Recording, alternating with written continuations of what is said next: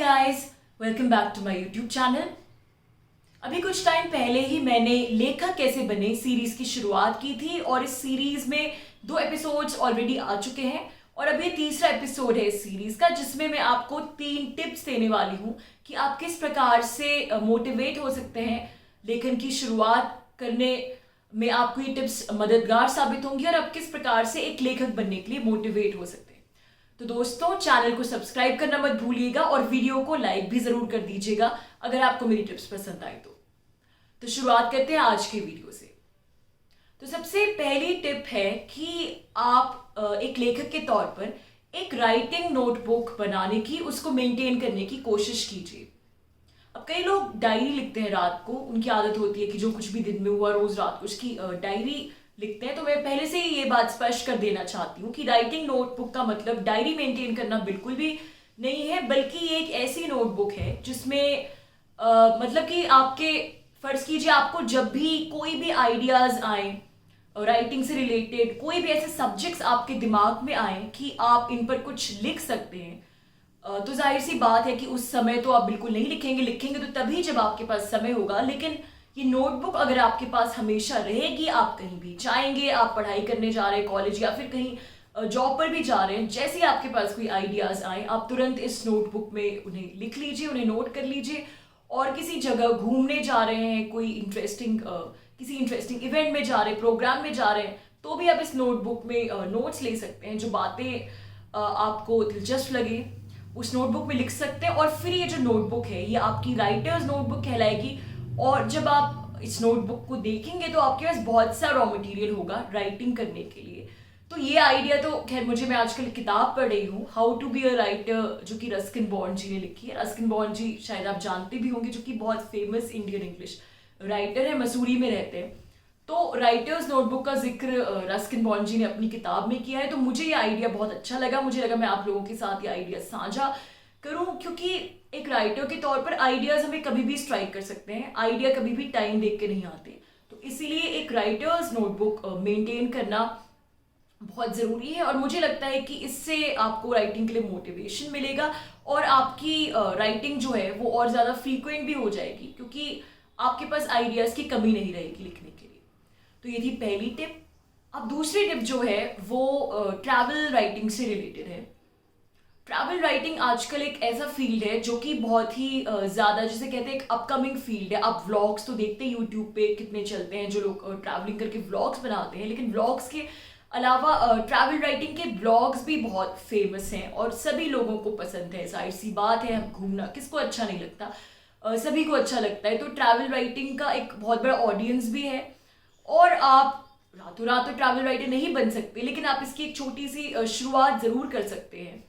और वो इस प्रकार कर सकते हैं कि आप अगर कहीं भी घूमने जा रहे हैं दोस्तों के साथ, या फिर कहीं भी वेकेशन पर जा रहे हैं, या फिर पढ़ाई के लिए आपको अपॉर्चुनिटीज़ मिलती हैं अपने शहर से बाहर निकल के दूसरे शहर जाने के लिए, तो आप जब इस प्रकार से वेकेशन के लिए जाते हैं तो सिर्फ घूमना फिरना, दोस्तों के साथ मौज मस्ती करना, सिर्फ इस तक अपने आप को सीमित नहीं रखिए, बल्कि उस नई जगह के बारे में जानने की कोशिश कीजिए। सवाल पूछिए लोकल लोगों से, स्थानीय लोगों से, उस शहर में इधर उधर घूमिए, तस्वीरें खींचिए और उस जगह के बारे में, वहाँ की संस्कृति के बारे में, रहन सहन के बारे में, फूड हैबिट्स के बारे में ज़्यादा से ज़्यादा जानने की कोशिश कीजिए।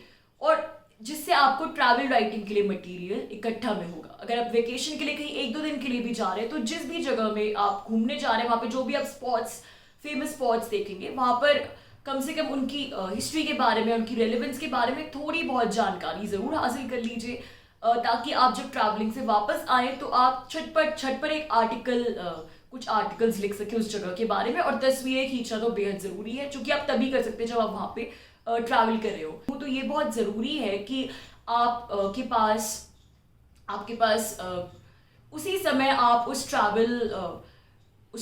एक ट्रैवलर की तरह एक्सप्लोर करने के साथ साथ, मौज मस्ती करने के साथ साथ, उस जगह को एक राइटर की तरह, एक जर्नलिस्ट की तरह भी देखें और उस जगह के बारे में मालूमात करें, पिक्चर्स खींचे। ये सोच के रखिए कि मुझे इस जगह के बारे में आगे के समय में लिखना है। तो इससे आपको बहुत फ़ायदा होगा। ट्रैवल राइटिंग के लिए आपके पास मटेरियल भी इकट्ठा होता रहेगा, क्योंकि वो मोमेंट्स वापस नहीं आते। आप ट्रैवल करके कहीं से वापस आ गए और आपने वहाँ पे कोई फोटोग्राफ्स नहीं ली, वहाँ पे कुछ भी आपने इस प्रकार का राइटिंग मटेरियल के लिए नहीं सोचा, तो फिर बाद में तो आप भूल जाते हैं और वो चीज़ें भी आपके दिमाग से हट जाती है। तो जब आप ट्रैवल कर रहे होते हैं तभी बहुत ज़रूरी है ये करना, और इस तरीके से ट्रैवल राइटिंग के लिए मटेरियल इकट्ठा होगा आपके पास। और ये बहुत एक्साइटिंग परस्यूट भी है, क्योंकि ये कोई घर में बैठ के लिखने की बात नहीं है, ये आपको और भी उल्टा ट्रैवलिंग के लिए मोटिवेट करेगी। और इसके लिए ये भी ज़रूरी नहीं है कि सिर्फ आप अगर आपको बहुत वेकेशन की अपॉर्चुनिटीज़ नहीं भी मिलती तो आपका जो भी शहर है वहाँ पर आप लोकल चीज़ें ढूंढिए, ऐसी चीज़ें जिनके बारे में लोगों को इल्म नहीं है, जानकारी नहीं है। लोकल कोई भी वहाँ पे कोई फेमस फूड स्टॉल है, वहाँ पे जाइए, आप उनसे बातचीत कीजिए, उसके ओनर से तस्वीरें खींचिए, कवर कीजिए। या फिर कोई वहाँ पे ऐसा लोकल मार्केट है जिसकी बहुत सिग्निफिकेंस है हिस्टोरिकल या किसी भी प्रकार की, तो अपने ही लोकल एरिया को, अपने शहर को ही छान मारिए, अपने शहर को एक नए पर्सपेक्टिव से देखिए। और हम तो इतनी जिसको कहते हैं एक इतनी ग्रेट कंट्री में रहते हैं, हमारा जो देश है भारत, हर छोटे छोटे शहर में यहाँ पे कितनी सारी नई नई चीज़ें, कितनी सारी हिस्ट्री, आर्किटेक्चर, सब कुछ छुपा पड़ा है। तो अगर आप थोड़ा सा ध्यान देंगे और एक्सप्लोर करेंगे तो आपको बहुत सारा राइटिंग का मटेरियल मिल सकता है अपने ही शहर में ट्रैवल करने से भी। तो ये थी दूसरी टिप। अब तीसरी टिप में आती हूँ राइटिंग प्रॉम्प्ट्स पे। राइटिंग प्रॉम्प्ट्स तो आपने सुना भी होगा राइटिंग प्रॉम्प्ट्स के बारे में। राइटिंग प्रॉम्प्ट्स का मतलब है कि कोई भी आप जैसे कह सकते हैं कि कोई भी टॉपिक या कोई भी विषय जो है, और ये वन लाइनर होता है, टीजर जैसा आपके दिमाग में आया या आपने 10-12 प्रॉम्प्ट्स नोट कर लिए और फिर ये प्रॉम्प्ट्स आपको लिखने में मदद करेंगे। मतलब इसी टॉपिक के इर्द गिर्द आप अपनी स्टोरी बुनेंगे, इसी टॉपिक के इर्द गिर्द आप लिखेंगे। तो मैं आपको फटाफट 2 एग्जाम्पल्स देती हूँ सिर्फ राइटिंग प्रॉम्प्ट्स के। और चूंकि मैं जर्नलिस्ट भी हूँ तो ऑब्वियसली मैं बायस्ड हूँ जर्नलिस्टिक राइटिंग प्रॉम्प्ट्स की तरफ, क्योंकि मुझे ऐसा लगता है कि आप कोई भी जब आप लेखन के शुरुआती दौर में होते हैं तो सिर्फ बैठकर डेस्क पर बैठकर लिखने से आप इतना मोटिवेट नहीं होते। लेकिन अगर किसी चीज़ के किसी टॉपिक के बारे में आप थोड़ी बहुत प्राइमरी रिसर्च भी कर पाए तो वो चीज़ आपको ज़्यादा मोटिवेट करती है। आपको लगता है कि हाँ, ये मेरा प्रोडक्ट है, मैंने इसके बारे में रिसर्च की है। तो राइटिंग प्रॉम्प्ट्स इसी के लिहाज से पहला राइटिंग प्रॉम्प्ट जो मैं दे रही हूँ, और जो आप चाहें तो इस पर एक्सरसाइज भी कर सकते हैं, बट मैं एज एन एग्जाम्पल दे रही हूँ। पहला राइटिंग प्रॉम्प्ट है कि इस शहर में, मेरे शहर में गाड़ियों की संख्या बहुत ज़्यादा बढ़ गई है। तो सिर्फ एक लाइन है कि इस शहर में गाड़ियों की संख्या बहुत ज़्यादा बढ़ गई है। तो अब आप इस टॉपिक के बारे में सोचेंगे क्यों बढ़ गई है, और फिर आपको थोड़ी रिसर्च करनी पड़ेगी, क्योंकि जाहिर सी बात है इस प्रॉब्लम का सीधा ताल्लुक एयर पोल्यूशन से है। और जिस प्रकार से एयर पोल्यूशन हो रहा है, ओवर पॉपुलेशन हो रही है, जनसंख्या बढ़ रही है, जनसंख्या वृद्धि हो रही है, तो ये सब चीज़ें जो हमारी मॉडर्न डे सिनारियो है और जो हमारे भारत देश की प्रॉब्लम्स हैं कि किस प्रकार से जनसंख्या वृद्धि है या फिर एयर पोल्यूशन है और लोगों को किस प्रकार से प्रॉब्लम होती है कम्यूटिंग में, इतनी ज़्यादा गाड़ियाँ बढ़ जाने से, और कंजेशन तो होता ही है, ग्लोबल वार्मिंग।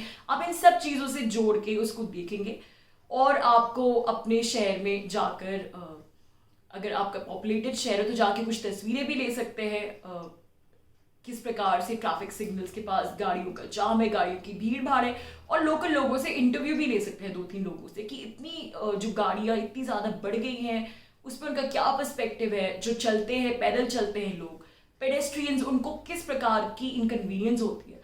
तो इससे आपको प्राइमरी रिसर्च करने का मौका मिलता है। आप लोगों के इंटरव्यू ले सकते हैं, उनकी छोटी छोटी, जिसको हम कहते हैं जर्नलिस्टिक भाषा में साउंड बाइट्स, मतलब जो भी उन्होंने कहा उसमें से 3-4 लाइनें डायरेक्ट कोट करके या इनडायरेक्ट आप डाल सकते हैं। तो ये आपका एक बहुत ही इंटरेस्टिंग आर्टिकल बन जाएगा और आप आर्टिकल लिखने के लिए मोटिवेट भी होंगे, क्योंकि आपका जो राइटिंग प्रॉम्प्ट है प्रैक्टिकल राइटिंग प्रॉम्प्ट है जिससे आप प्राइमरी रिसर्च भी कर सकते हैं। अब एक और प्रॉम्प्ट देती हूँ जो मेरे दिमाग में आया कि, और ये थोड़ा क्रिएटिव राइटिंग भी कर सकते हैं इस प्रॉम्प्ट। अब ये जो प्रॉम्प्ट दे रही हूँ मैं, इसमें आप दोनों चीज़ें कर सकते हैं, आपके राइटिंग स्टाइल पे डिपेंड करता है। इसको जर्नलिस्टिक भी बना सकते हैं, इसको प्योरली क्रिएटिव राइटिंग भी बना सकते हैं। मैं चांद पर जाकर रहना चाहती हूँ या रहना चाहता हूँ। अब इसमें बहुत सारी संभावनाएं इस प्रॉम्प्ट में। जैसा कि मैंने कहा, आप चांद जो है वो क्रिएटिविटी, इमेजिनेशन का प्रतीक है। तो आप अगर चाहे इसको एक सिर्फ एक प्योरली बहुत ही एब्स्ट्रैक्ट क्रिएटिव तरीके से अप्रोच करें तो आप इसको फिक्शन की तरह एक डायलॉग भी लिख सकते हैं एब्स्ट्रैक्ट, उसमें एक पोएम भी लिख सकते हैं, कविता भी लिख सकते हैं, एक कहानी भी बुन सकते हैं कि आप चांद पर क्यों जाना चाहते हैं, जिसमें आप अपनी रचनात्मकता, अपनी इमेजिनेशन के तह में पूरा पहुंच जाए, अपने इमोशंस के साथ जुड़ के। लेकिन अगर इसको जर्नलिस्टिक तरीके से मैं देखूँ इस प्रॉम्प्ट को, तो मैं इसमें बहुत सारी रिसर्च बेस्ड चीज़ें भी कर सकती हूँ कि मैं चांद पर इसलिए जाना चाहती हूँ कि धरती पर जनसंख्या बहुत बढ़ गई है, धरती पर आबादी बहुत बढ़ गई है, और फिर मैं रिसर्च करूँगी चांद के बारे में कि कितने स्पेस मिशन पहले चांद पर गए हैं, चांद पर लाइफ की संभावनाएं हैं या नहीं। मैं जानना तो चाहती हूँ, लेकिन रियलिटी क्या है उस पर, चांद पर लाइफ की किस प्रकार की संभावनाएं हैं, और एज ए प्लैनेट चांद जो है वो एस्ट्रोनॉट्स को क्यों इतना फैसिनेट करता है। तो पूरी हिस्ट्री आ जाएगी जितने भी मून मिशन है उन सब चीज़ों की। तो ये मेरे अप्रोच पे डिपेंड करता है कि मैं किस प्रकार से उसको लेती हूँ, और मैं चाहूँ तो दोनों अप्रोचेस को कंबाइन भी कर सकती हूँ, क्रिएटिव भी जोड़ सकती हूँ, और साथ में थोड़ा साइंस का एलिमेंट, तो एक साइंस फिक्शन टाइप का बन जाएगा। तो ये दो एग्जाम्पल्स दिए मैंने राइटिंग प्रॉम्प्ट्स के। आप बहुत सारे राइटिंग प्रॉम्प्ट्स सोच सकते हैं, और जैसा कि मैंने सजेस्ट किया कि मुझे ऐसा लगता है एज अ जर्नलिस्ट कि आप जब जाके बाहर किसी चीज़ में घूम के किसी के बारे में प्राइमरी रिसर्च करके फिर उस पर लिखेंगे, तो इससे आपको ज़्यादा मज़ा आएगा, और कम से कम लेखन के शुरुआती दौर में आप मोटिवेट होंगे लिखने के लिए। Thank you so much for listening.